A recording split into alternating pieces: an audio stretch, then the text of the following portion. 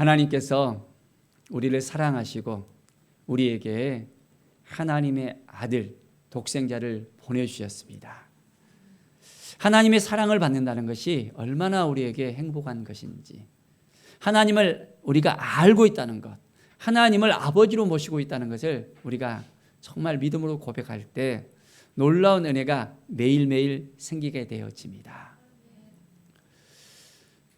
정말 하나님께서 우리를 사랑하시는 것을 알고 있습니까?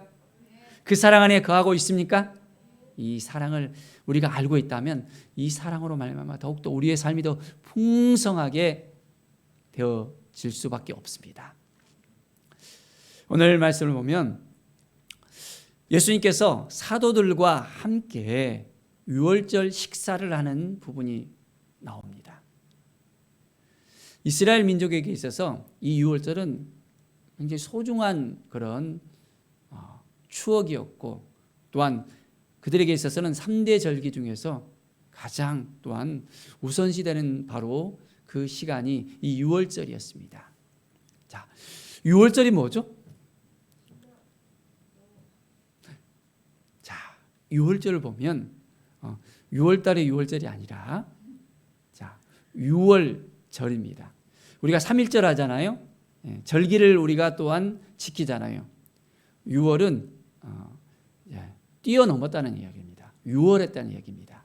그래서 패스버에서 하나님께서 죽음의 사자로부터 이제는 뛰어넘게 하셨던 것입니다. 그때가 언제입니까? 네, 그렇습니다. 출애굽 때였습니다. 이스라엘 백성이 어디에서 이제는 나왔죠? 바로 애굽에서. 지금은 이집트로 이야기하죠. 노예 신세 가운데서 그들이 가진 힘들고 어려운 그런 상황 가운데 있었습니다. 그래서 하나님께 부르짖었어요. 하나님, 제발 우리를 이 고통 가운데서 좀 해방시켜 주십시오라고 엄청난 그 고통 가운데 그들이 쌓여 있을 때 하나님께 부르짖음이 이제 상달이 되어졌어요. 가나안 땅에서 애굽 땅으로 간 지가 430년이었습니다. 처음에는 요셉을 아는 왕들이 있었을 때는 이 유대인들이 굉장히 정말 좋은 대우를 받았습니다. 그런데 요셉을 알지 못하는, 요셉이 총리로 있었잖아요. 그 시절이 지나가니까 이제는 어떻게 해요? 이스라엘 민족을 학대하고 갖은 노역을 시키고 힘들게 했습니다. 그런데 점점 더 강성해지는 거예요. 유대인들이. 애굽 민족보다 더 강대해지는 걸 보면서 이들이 이제 강대해져서 우리를 힘들게 하면 어떻게 할까? 다른 민족이랑 같이 협작을 해갖고는 우리 민족을 어렵게 하면 어떻게 할까 하면서 이제는 힘을 못 쓰게 만듭니다. 아이들이 태어나더라도 이제는 남자아이까지 막 다 죽이라고 명하면서 아주 어렵게 만듭니다. 그 가운데서 이제 하나님께서 모세를 통해서 10가지 재앙을 애굽에 내리시고 드디어 애굽에서 나오게 했습니다. 그런데 마지막 재앙이 애굽의 장자의 그 죽음이었습니다. 자, 이스라엘 민족은 같은 애굽에 있는데도 죽음을 맛보지 않았어요. 왜 그랬습니까? 바로 어린 양을 문설주에다가 임방에다가 이렇게 칠했습니다. 그리고 그 어린 양의 피가 이제 칠해져 있는, 뿌려져 있는 구곡 가운데서는 그 집은 죽음의 사자가 뛰어넘었습니다. 바로 유월했던 것입니다. 그런데 어떻게 해요? 어린 양의 피가 칠해지지 않았던 애굽 민족의 그 집들에 있어서는 죽음의 사자가 들어가서 애굽의 장자들, 바로 왕의 장자까지도 죽음을 맛봤습니다. 심지어는 장자뿐만 아니라 짐승의 첫 것도 다 죽음을 당했습니다. 엄청난 그런 애굽의 그 애통이 통곡 소리가 들렸었지 않을까요? 전에 같은 경우 우리나라에서도 옆에 집에 이렇게 누가 돌아가시면 막 울면서 통곡하면서 그렇게 애통해 했잖아요. 근데 애굽의 온 집이 다 장자들이 죽었다 생각해 보십시오. 엄청났겠죠. 자, 그런데 유독 이스라엘 집은 장자들이 죽지 않았다는 것입니다. 그리고 그 사건을 통해서 이제는 어떻게 됩니까? 이스라엘 민족들이 애굽 땅에서 나올 수 있게 되었습니다. 그것을 기념해서 유월절을 지켰습니다. 그리고 유월절에 식사를 하면서 애굽에서 나왔던 그때, 하나님께서 이스라엘 민족을 구원한 그때를 기억하면서 또한 함께했던 것이 바로 유월절입니다. 자, 그래서 이스라엘 민족에서는 굉장히 소중하게 생각하잖아요. 그래서 그 유월절 식사를 하는 그런 상황이었습니다. 자, 그런데 이 유월절 식사와 또한 이 오늘 말씀에 있어서 어떤 연관이 있을까요? 이것을 우리가 바라봐야 됩니다. 세상 죄를 지고 가는 어린 양을 보라 그랬습니다. 누가 이야기했죠? 세례 요한이 이야기했잖아요. 바로 세상 죄를 지고 가는 그 어린 양이 누구였습니까? 바로 예수님이었습니다. 그 예수님이 바로 이 애굽 땅에서 어린 양을 어떻게 해요? 죽여서 피를 통해서 좌우문설주의 임방에다가 발랐을 때 그 피를 통해서 이스라엘 장자들이 구원을 받았잖아요. 그런데 구약에서는 그런 유월절 사건이 있었는데 신약에 와서는 이 유월절을 통해서 예수님께서 또한 바로 어린 양 대신 예수님의 그 피를 통해서 구원을 이루신다는 그 말씀을 제자들에게 하신 것이었습니다. 구약의 예표를 통해서 구약에 말씀하신 그 모든 것이 이제는 바로 이날 밤에 일어났습니다. 자, 유월절 식사를 하면서 말씀하십니다. 잔을 딱 들면서 자, 포도즙을 갖다가 같이 마시잖아요. 자, 이 잔은 내가 세우는 피라는 것입니다. 어린 양의 그 피라는 것입니다. 그 어린 양의 피를 통해서 이제는 새롭게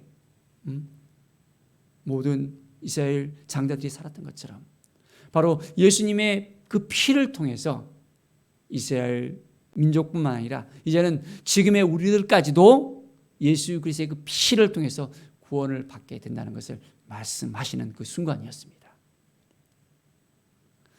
우리가 성찬을 하잖아요. 성찬할 때 뭘 마시고 무엇을 먹습니까? 잔을 통해서 포도즙을 먹고 또 우리가 또 같이 떡을 먹잖아요. 이 떡은 뭡니까? 예수님의 몸이라는 것입니다. 이것은 내 살이라 했습니다. 내 살. 피와 살을 우리를 위해서 주셨던 거예요. 그리고 이것을 기념하라고 말씀합니다. 자, 예수님께서 내가 고난을 받아야 된다고 말씀하시잖아요. 그리고 죽음을 당한다고 무려 3차례나 이야기했습니다. 제자들은 그런데 이것을 이해합니까? 이해가 안 되잖아요. 아니, 보젓하게 살아있는 분이 내가 죽는다고 계속해서 이야기하니까 이게 농담인지 진담인지 구분이 안 되는 거예요. 그리고 사흘 만에 다시 살아난다는 거예요.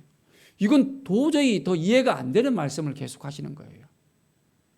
그 후에 예수님께서 죽으시고 부활하시고 난 다음에 그들은 그 믿음을 다시 한번 회복이 되어졌죠.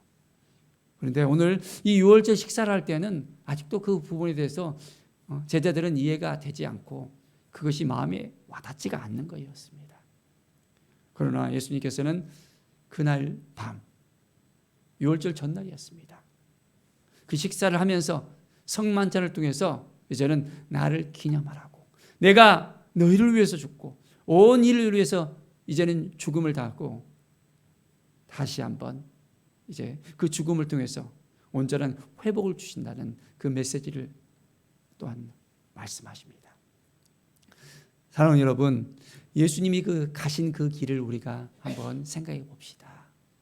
주님께서는 우리를 너무너무 사랑하시고 우리를 위해서 이 땅에 오셨고 우리와 함께 하시기 위해서 우리의 구원을 위해서 그 길을 가셨습니다.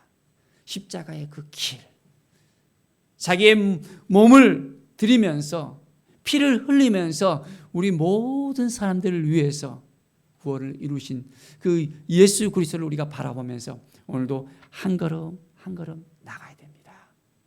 자, 오늘 이 성만찬의 그 의미가 어떤 의미가 있습니까? 이제 우리가 이 성만찬에 동참하는 것, 바로 기념하면서 예수님을 기억하는 그 의미가 어떤 의미가 있습니까? 예수님께서 죽음으로 끝나버렸으면 그것이 의미가 있습니까? 자, 예수님께서 죽으셨을 때 바로 우리도 동일하게 예수님과 함께 죽는 것입니다. 바로 그것이 세례의 의미가 있잖아요. 내가 죽는 것입니다. 예수님과 함께 죽는 것입니다. 십자가에 죽으신 예수님과 함께 우리도 십자가에 못 박아야 됩니다. 우리의 삶이 이제는 온전히 하나님만 바라보면서 주님 앞에 온전히 드려질 수 있는 믿음의 삶으로 나가야 됩니다. 죽음으로 끝나버립니까? 아니잖아요. 우리는 죽음 이후에 이제 예수님께서 부활하십니다. 바로 예수님께서 부활하듯이 우리도 이제는 부활로 주님 앞에 나아갑니다. 주님을 만납니다. 죽음과 부활을 함께 경험하는 그 시간이 바로 이 성만찬의 시간입니다. 주님과 함께 연합하는 것입니다. 주님께서는 이미 2000년에 죽었는데 우리와 무슨 상관이 있어? 이미 돌아가신 분인데 하면 아무런 의미가 없잖아요. 그런데 다시 살아나시고 그리고 우리와 함께 하십니다. 지금 어디에 계십니까? 우리와 함께 하시잖아요. 우리를 성전 삼아 주시고 우리 안에 성령님을 보내주시고 성령 하나님께서 거하시는 성전으로서 우리가 살게 하시고 이제는 성령 하나님으로 말미암아 예수님과 더불어서 날마다 우리가 거할 수 있도록 인도하셨습니다. 매일매일 우리는 주님과 함께하는 삶을 살아가는 것입니다. 주님과 연합하는 것입니다. 바로 주님의 그 피와 살이 헛된 것이 아니라 바로 오늘 이 시간 우리에게 이것을 기념하면서 더욱더 주님 앞에 나갈 수 있는 그런 시간으로서 허락해 주십니다. 날마다 주님과 동행하면서 주님을 바라보면서 우리가 함께 할 수 있어야 됩니다. 매일매일의 삶이 주님의 그 뜻 가운데 우리가 살아가는 것입니다. 주님의 은혜 가운데 살아가는 것입니다. 자, 어때요? 이 믿음 지킬 수 있겠습니까? 이 믿음을 가지고 살겠습니까? 자, 그런데 오늘 이 사건이 있는 다음에 어떤 일이 벌어졌습니까? 자, 22절을 보십시오. 인자는 이미 작정된 대로 가거니와 그를 파는 그 사람에는 화가 있으리로다. 인자를 파는 사람이 있대요. 나를 파는 자의 손이 나와 함께 상유해 있도다. 나를 파는 사람이 바로 이곳에 함께 있다는 것이에요. 누구입니까? 그 사람이 가룟 유다였잖아요. 가룟 유다. 가룟 유다는 어떻게 보면 굉장히 예수님에게 신임받는 사람이었습니다. 예수님과 제자들 함께 했을 때 그 열심히 먹고 마시고 해야 되는 모든 것들을 다 책임진 사람이 가룟 유다였어요. 회개 업무를 맡는 사람이 이제 가룟 유다였어요. 그런데 가룟 유다가 어떻게 됐습니까? 예수님을 팔려고 이제는 그 생각 가운데 젖어 있었습니다. 그런데 가룟 유다가 이제는 자기 생각으로 가득 차 있으니까 어떤 일이 벌어졌습니까? 그 마음에 사단이 들어갔다 했습니다. 누가 들어갔다고요? 사단이 들어갔대요. 우리가 믿음 생활하는 데 있어서 내 주장이 너무 세잖아요. 내 의지가 너무 강하잖아요. 내 마음대로 하려고 그러잖아요. 하나님께서 함께 하시고 하나님께서 인도하시는 것이 아니라 사단이 우리를 갖다가 붙잡고 흔들어 버립니다. 사단이 우는 사람처럼, 우는 사자처럼 우리를 삼키는다고 이야기하고 있습니다. 그렇기 때문에 우리는 정신을 바짝 차리고 주님을 바라보면서 주님 앞에 나갈 수 있어야 됩니다. 주님이 가시는 그 길 가운데 어둠의 역사가 늘 있는 거예요. 은혜가 있는 그 가운데 늘 시험이 따릅니다. 우리는 매일매일 삶 속에서 주님을 바라보면서 주님 앞에 나갈 수 있어야 됩니다. 주님의 그 사랑 가운데, 주님의 은혜 가운데 우리가 온전히 나갈 수 있어야 됩니다. 사랑하는 여러분, 정말 주님을 따라 살 수 있습니까? 예수님께서 잡히던 그날 밤에 어떤 일이 벌어졌습니까? 예수님께서 대제사장의 집에 끌려갔잖아요. 그런데 가룟 유다만 배반한 것이 아니라 가장 수제자였던 사도 베드로는 어떻습니까? 그래도 면목이 수제자였잖아요. 예수님을 따라갔습니다. 그런데 곁에서 따라갔습니까? 아니잖아요. 뒤에서 숨어서 혹시 발각되면 또 자기도 이게 잡힐 수 있다는 어떤 그 마음이 있으니까 이제는 뒤에 쫓아서 갔습니다. 그런데 대제사장의 집에 들어갔을 때 어떤 일이 벌어졌습니까? 그를 보고 아는 사람이 있는 거예요. 당신 예수님과 함께 저 사람과 있지 않았어요? 나 몰라요, 저 사람. 부인하는 거예요. 또 그 집에 여종이 다시 또 물어보는 거예요. 당신 갈릴리 사람 아니냐고, 저 사람이랑 같이 다니는 거 알고 있는데 아니냐고 하니까 나 절대 모른다 하면서 부인하고, 부인할 뿐만 아니라 이제는 예수님 앞에 저주까지 하는 거예요. 자, 베드로가 몇 번을 부인했습니까? 3번씩이나 부인했잖아요. 3년 6개월 동안 그렇게 따라다니면서 나의 주 나의 하나님이라고 고백했던 베드로였습니다. 그 베드로조차도 예수님을 부인하고, 이제는 부인하는 그 순간 어땠습니까? 예수님과 눈이 딱 마주쳤습니다. 그 마음이 무너져 버렸겠죠. 사랑하는 여러분, 우리도 믿음 생활하는데 정신을 바짝 차려야 됩니다. 섰다 하면 넘어질 수 있는 것입니다. 우리의 힘으로 하려면 힘들어요. 날마다 하나님 앞에 온전히 나가야 되고, 하나님의 말씀을 붙들어야 되고, 하나님의 뜻을 구해야 되고, 성령께서 우리를 인도할 수 있도록 우리의 마음을 온전하게 주님 앞에 드려야 됩니다. 그래야만 어떤 어려움이 있더라도, 어떤 환란이 있더라도, 어떤 환경이 우리에게 밀려오더라도 우리가 그것을 이길 수 있습니다. 이 코로나 가운데서도 우리가 믿음을 지킬 수 있어야 돼요. 어떤 분들은 또 하나, 어린아이들 보면 여러 가지 핑계를 대면서 이제는 그 믿음에 더 가까이 더 하나님을 바라보면서 나가야 되는데, 이제는 믿음이 다 식어져 버리잖아요.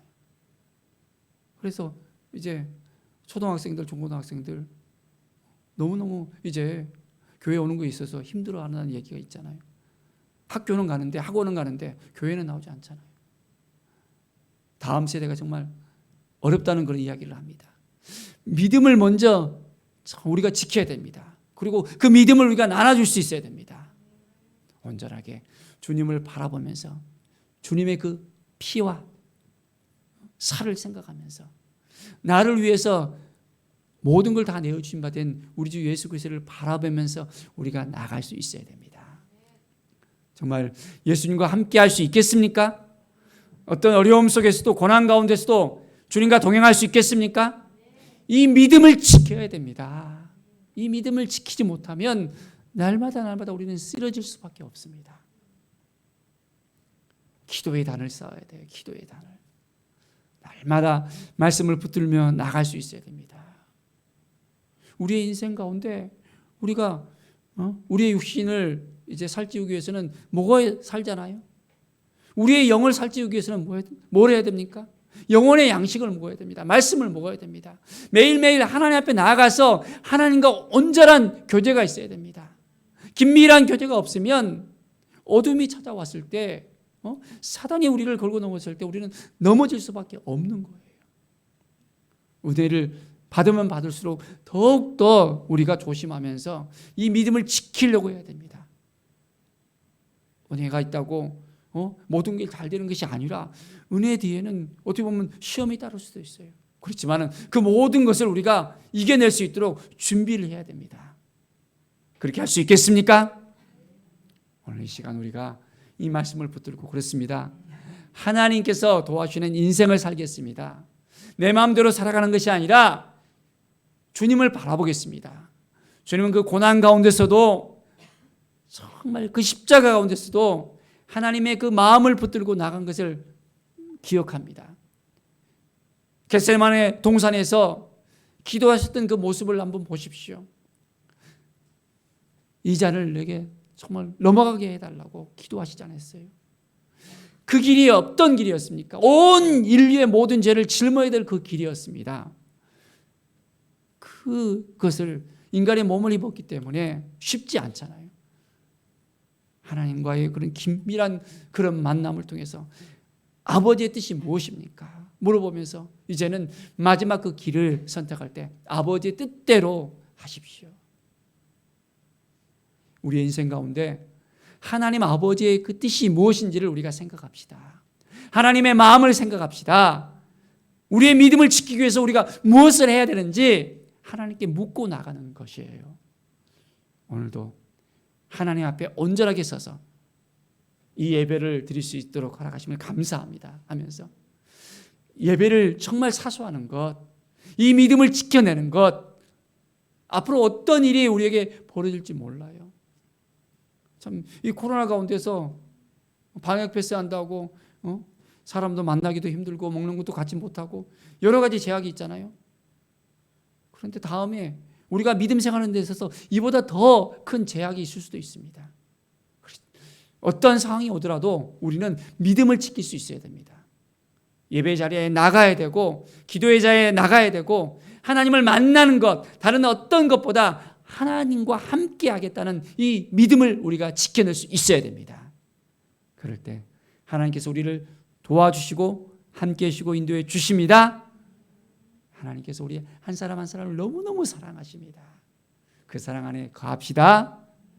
주님의 그 사랑, 우리를 위해서 흘리신 그 피의 그 사랑, 목숨까지 모든 걸 다 내어놓으시면서 우리를 사랑하신 그 사랑, 먼저 우리를 사랑하셨어요.